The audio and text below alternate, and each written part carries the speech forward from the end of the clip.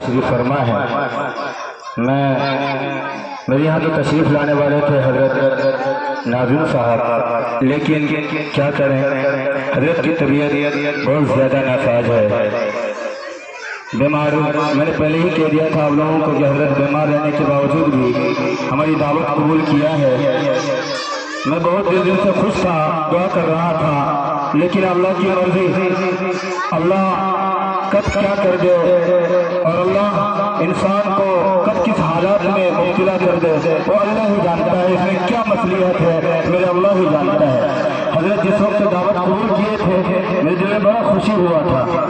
आपको बता दूं मैं कि मैं हजरत मौलाना फिरदौस साहब के साथ 3 साल मदरसे में गुजारा। 3 साल के अंदर आज मैं कुछ भी आपके सामने बोल रहा हूँ, जो कुछ भी आपको सुना रहा हूँ, तालीम के जरिए से, प्रोग्राम के जरिए से, मस्जिद के मीनारों के जरिए से, मैं अगर आपके सामने कुछ बात अगर रखता हूँ तो ये मौलाना फिरदौस साहब की मेहनत मेरे ऊपर थी। हजरत का कहीं तकरीर का बारी होता था तो मुझे साथ में लेके जाते थे। उसी मोहब्बत पर मैंने सोचा था कि एक बच्ची मुझसे कही थी कि अगर आपके नाम पर हम कुछ नज़म पढ़ेंगे, तो मैंने भी सोचा कि आप अपने उस्ताद के नाम पर कुछ नज़म पढ़ेंगे। तो जिस शख्स ने मुझे इस तरीके से संवारा, इस तरीके से बनाया, तो मैं भी उसके नाम पर क्यों न पढ़ूं। तो मैंने लिखा, आपके सामने मैं पेश कर रहा हूँ ताकि इसके जरिए से इंशाअल्लाह नाज़िम साहब तक ये पैगाम पहुँचेगा और दिल से उसकी दुआएं निकलेगी। कायद हमारा, रहबर हमारा, दिलबर हमारा, मुर्शिद हमारा, दिलो जान से प्यारा मौलाना फिरदौस हमारा।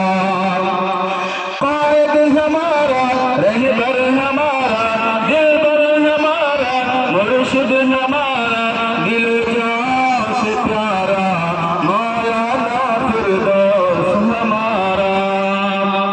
हिकमत का ताबा कमर है, दिलरुबा फिरदौस है। हिकमत का ताबा कमर है, दिलरुबा फिरदौस है। कायद व मुर्शिद हमारा, रहनुमा फिरदौस है।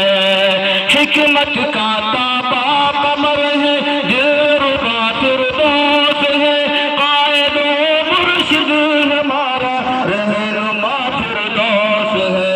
खिदमत मखलूक में जब भी हजरत को दावत दिया, किसी चीज के लिए समाज को पैगाम दिया, तो हजरत हमेशा खिदमत के लिए तैयार रहा। एक वक्त मुझे ये कहा कि बेटा मैं चल नहीं पाऊंगा, उस वक्त भी और कौन हमको पुकारेगी तो मैं अपने 4 पाए अपने शागिर्दों को कहूंगा कि मेरा 4 पाए उठा करके वहां ले चलो और मैं वहां जाकर के इसके लिए समझौता और जो भी उसके काम होगा मैं काम करूंगा। और अभी कुछ दिन पहले मैं ईदगाह के जमीन के लफड़े में फंसा था, मैंने हजरत को उठा करके लाया और जैसे बात के अंदर अल्लाह ने तासीर दिया कि पूरा मामला हल हो गया। मेरे दिल से दुआ निकली कि अल्लाह जिंदा मुअजिज़ा है आपका, यानी करामत अता की है या अल्लाह हयात के अंदर एक करामत जाहिर किया कि 2 तबकों में आपस में मिला भी दिया, मसला भी हल हो गया। इसलिए मैंने इस शेर को लिखा है, खिदमत मखलूक में हरदम मगमून रहता है ये। खिदमत मखलूक में हरदम मगमून रहता है ये। मेरे लिए रहबर बनकर आ गया मौलाना फिरदौस है। हिकमत का ताबा कमर, दिलरुबा फिरदौस है। कदर कीमत कौन जानेगा बता अब सारे। हकीकत में मैंने लोगों को बहुत करीब से देखा है, उनकी बातें आज भी याद आ रहा है। मौलाना नजर अफसार साहब हजरत ने दफ्तर में बुला के कहा था, अफसार तुम मेहनत करो, बात करने का तरीका सीखो, आज तुम मस्जिद के इमाम हुए थे, तुम ईदगाह के इमाम बनाए जाओगे। अल्लाह का करम ये है कि हजरत अभी तक जिंदा है और ये हमने देखा है कि आज 2 मस्जिद की इमामत भी कर रहा हूँ और ईदगाह का जिम्मेदारी भी संभाल रहा हूँ। ये भी हजरत का जिंदा मौजूदा है। मैंने कहा कदर कीमत कौन जानेगा बता अब सारे। रात की तारीकी में तारा नुमा फिरदौस है। हिकमत का ताबा कमर, दिलरुबा फिरदौस है। बड़ी अदब एहतराम के साथ, क्योंकि हजरत बहुत बीमार है और पूरी जिम्मेदारी मदरसे की हाफिज नजर साहब संभाल रहे हैं, इसलिए इनके पास बहुत कम टाइम है जो मैं बड़े अदब के साथ दावत देता हूं कि आप स्टेज पर आए और अपनी गुफ्तगू आप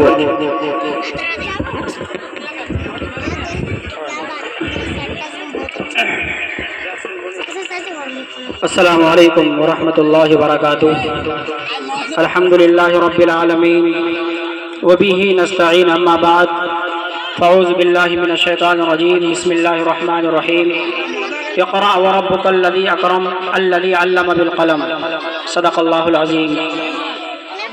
काबिल क़दर मुअज़्ज़ज़ सामिईन, मेहमानान इज़ाम, तलबाए किराम और दूर दराज से तशरीफ़ फरमा मेरी मुअज़्ज़ज़ माँ और बहनों, सबसे पहले आप सबको जश्न यौम आज़ादी की मुबारकबाद पेश करते हैं और अल्लाह तबारक व तआला से दुआ करते हैं कि अल्लाह ताला इस आज़ादी के ज़रिए से हमारी ज़िंदगी के अंदर, हमारे मुल्क के अंदर खुशहाली लाए, आमीन या रब्बल आलमीन।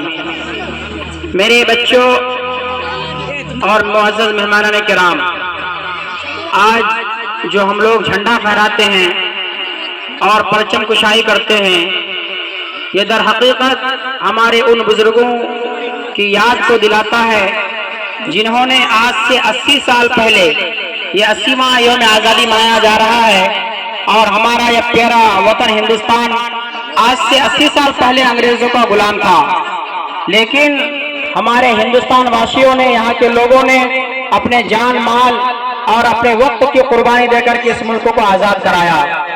शामली से लेकर खैबर तक कोई ऐसा दरख्त नहीं था जिसमें उलमाए किराम की गर्दनें न लटकती हो। और जब 1857 में सबसे पहले जंग आज़ादी लड़ी गई, जिसमें तकरीबन 5 लाख मुसलमान मारे गए थे और उस 5 लाख में 22,000 से ज़ायद सिर्फ उलमाए किराम थे।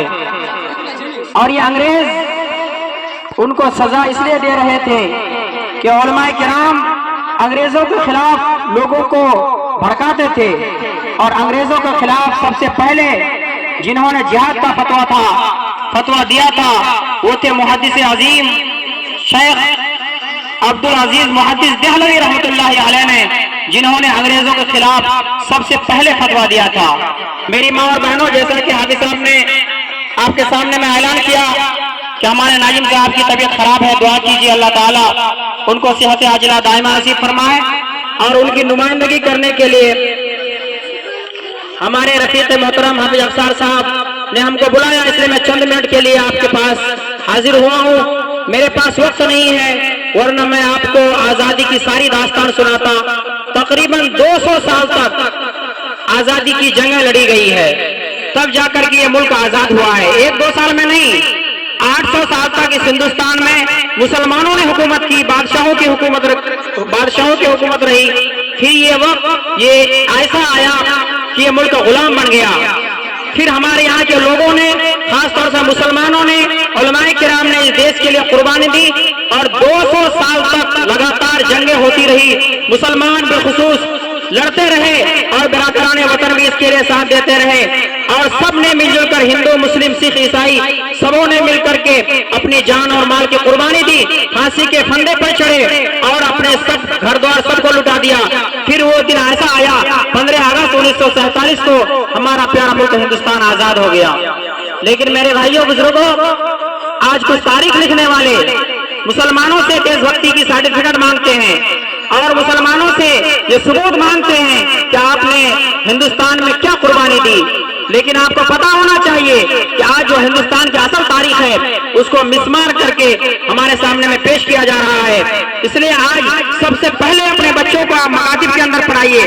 काबिल मुबारकबाद है आप तमाम हजरात कि आप इस मादियात के दौर में, इस गए गुजरे जमाने में जहाँ हसरत बेहयाई आम है, उरियानियत आम है, फैशन का दौर है और फैशन का जमाना है, ऐसे नाजुक हालात में आप अपने बच्चे और बच्चों को मकतब में पढ़ा रहे हैं। ये बहुत बड़ी सादत की बात है कि आप अपने बच्चे और बच्चियों को मकतब में पढ़ाएं, आप उनको कुरान करीम की और दीनी तालीम से आरास्ता कराएं, फिर आप उसको दुनियावी तालीम दें। हमारी मजहब और हमारा शरीयत इस बात से आपको नहीं रोकता कि आप अपने बच्चे को जो है डॉक्टर, इंजीनियर, प्रोफेसर न बनाएं, सब कुछ आप बनाएं, लेकिन उससे पहले आप उसको सच्चा पक्का मुसलमान बनाएं। हदीस पाक के अंदर आता है कि एक दौर ऐसा आएगा लोग दीन से फिरते जाएंगे और बेहयाई आम हो जाएगी, लोग सुन्नत से भागेंगे और जो है लोग नाफरमान हो जाएंगे, दीन से मुंह मोड़ करके जिंदगी गुजारेंगे। ऐसे दौर में अगर कोई आदमी एक सुन्नत को अगर जिंदा करेगा, अल्लाह के नबी सल्लल्लाहु अलैहि वसल्लम की एक सुन्नत को जिंदा करेगा, तो उसको 100 शहीद के बराबर सवाब मिलेगा। कितनी बड़ी फजीलत की बात है। और ये सुन्नत कहां से आएगा? ये सुन्नत इसी मकातिब से आएंगे, इसी मदारिस से आएंगे। जब आप अपने बच्चों को मदारिस के अंदर भेजेंगे, जब आप अपने बच्चों को मकातिब के अंदर भेजेंगे, तब जाकर के उन बच्चों के अंदर कौम की खिदमत का जज्बा आएगा और वो बच्चा हिंदुस्तान का सच्चा शहरी बनेगा। इसलिए कि हमारी शरीयत ये जुज़्व ईमान है हमारी शरीयत ये कहती है कि जिस मुल्क में रहो उस मुल्क से मोहब्बत करो। इसलिए हम दिन भर में 5 मरतबा अपने जमीन में सर रख करके ये गवाही देते हैं कि हम इस मिट्टी से पैदा हुए हैं और मरने के बाद इसी मिट्टी में जाएंगे इंशाअल्लाह। इसलिए वक्त कम है, हमें मदरसा भी जाना है, लेकिन अल्हम्दुलिल्लाह यहाँ आकर के बड़ी खुशी हुई कि काफी तादाद में बच्चे और बच्चियों ने प्रोग्राम पेश किया और सुनकर के हमारी तबीयत बहुत खुशी हुई। अल्लाह ताला हमारे दोस्त हाफिज अफसार साहब की मेहनत को कबूल फरमाए, आप तमाम गार्जियन हजरात की मेहनतों को अल्लाह कबूल फरमाए। लेकिन आपसे मैं चलते चलते दरखास्त करते जा रहा हूँ, जनाब अब्दुल वाहिद साहब इस मकतब में 100 रुपए दिए हैं बच्चों के प्रोग्राम के लिए। आप जितने लोग यहाँ आए हुए हैं सब लोग कम से कम 100 रुपए दे करके जाएं। ये हाफिज साहब अपने लिए नहीं मांग रहे हैं, बल्कि इतना बड़ा शामियाना है और मिठाई का खर्चा है, पिंडाल का खर्चा है, माइक का खर्चा है, तो ये कोई सरकारी फंड नहीं है जो सरकार इसके लिए पैसे देती है। इसलिए आप हजरात से मेरी गुजारिश है, जितने भी गार्जियन हजरात यहाँ आए हैं सब हजरात 100 रुपए अगर दे देंगे ये काम आसानी से हो जाएगा। आज हमारे मदरसे में भी बच्चों ने प्रोग्राम पेश किया और हम लोग उस्ताद लोग मिलकर के कोई 400 कोई 500 इस तरह से पैसा जमा किए और हर बच्चे को 100 रुपए इनाम दिए। हर उस्ताद मिलकर के, हम लोग 12 उस्ताद हैं मदरसे में, और हर उस्ताद मिलकर के कोई 400 कोई 500 इस तरह से पैसा जमा किए और उन पैसा को जमा करने के बाद जितने बच्चे प्रोग्राम में हिस्सा लिए थे तमाम बच्चों को 100 रुपया करके बांट दिए। बच्चे भी खुश हो गए, उनके गार्जियन भी खुश हो गए। इसलिए बच्चों की हौसला अफजाई करना जरूरी है, आज के बच्चे ही कल के बड़े होते हैं। इसलिए जो है मैं आपसे चलते चलते ये गुजारिश करके जा रहा हूँ कि आप प्रोग्राम चलता रहेगा, आप लोग बैठे रहें और जो है जब जाएं आप लोग तो कम से कम 100 रुपया करके हर आदमी इस प्रोग्राम के लिए देने की कोशिश करें। अल्लाह तबारक व तआला इन चंद बातों पर हम सबको अमल की तौफीक नसीब फरमाए। अल्लाह ताला कहने सुनने में अगर कोई कोताही अल्लाह अपने फजल करम से माफ फरमाए। व आखिरु दावाना अल्हम्दुलिल्लाहि रब्बिल आलमीन।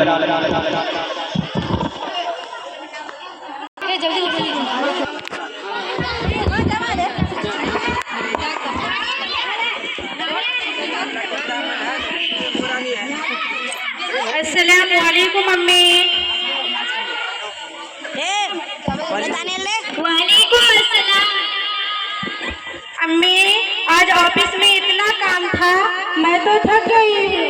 अम्मी भाभी कहाँ दिखाई नहीं देती? वो तो सदा सोती ही रहती है। जब भी मैं ऑफिस से आती हूँ अब भाभी मुझे दिखाई नहीं देती है। इतना भूखी हुई हूँ, एक गिलास पानी तक नहीं पूछती है। न वक्त पर खाना मिलता है, न धुला धुलाई कपड़ा मिलता है। अभी मुझे शॉपिंग जाना है, मेरे कपड़े पर इस्त्री भी नहीं है और अभी मैं क्या पहनूंगी?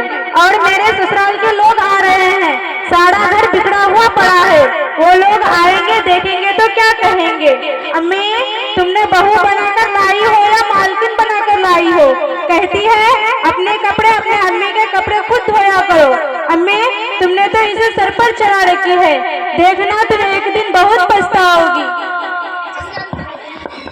ठीक है बेटी, अभी मैं इस चुड़ैल की खबर लेती हूँ। खतीजा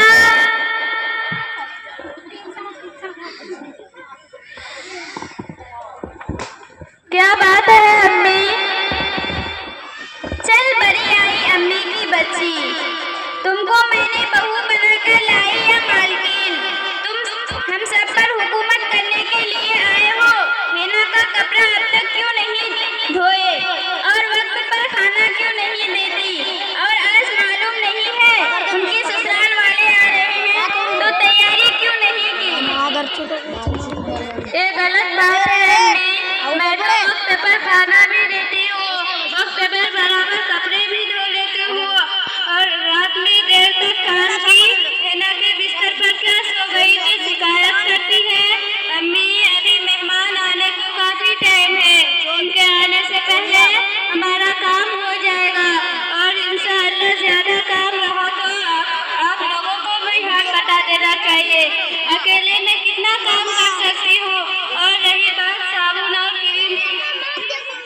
हाय अल्लाह,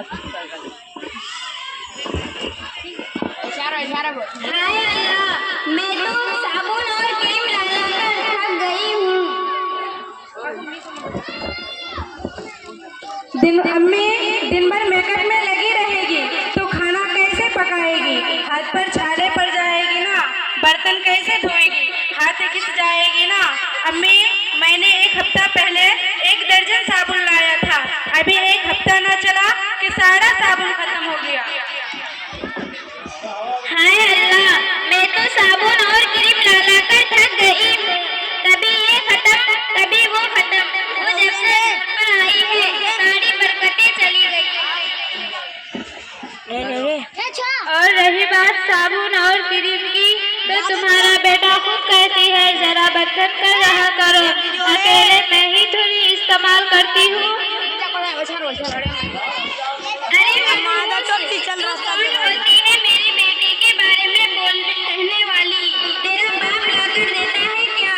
एक बोरी का सामान लाया नहीं, हम समझे लाएगी, खिलाएगी, लेकिन तू तो सारा घर को कब्जा करने के लिए आए हो। तेरा अब वहाँ कुछ नहीं होगा। आज ही अपने बाप को फोन करके बोल, वॉशिंग मशीन और फ्रिज और सारा गैस का सामान चाहिए। आज के बाद मेरी बेटी का बिस्तरा और कोई भी सामान में हाथ नहीं लगाऊंगी। अम्मी अब तक जो हुआ उस बात से मैं माफी चाहती हूँ। मेरे माँ बाप से जो हुआ उन्होंने दिया। तू क्या लाई है भिखारी? अगर 1 महीना के अंदर कोई भी सामान नहीं लाए तो देख तेरा क्या होगा। आने दे मेरी बेटी को, आज ही आने दो मेरे बेटे को, तुझे आज ही घर से निकाल देगी।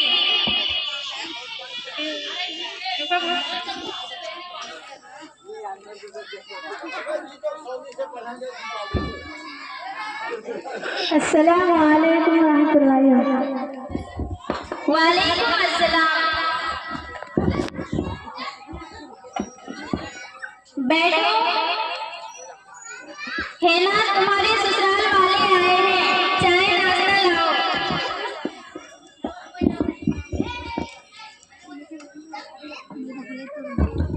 भाभी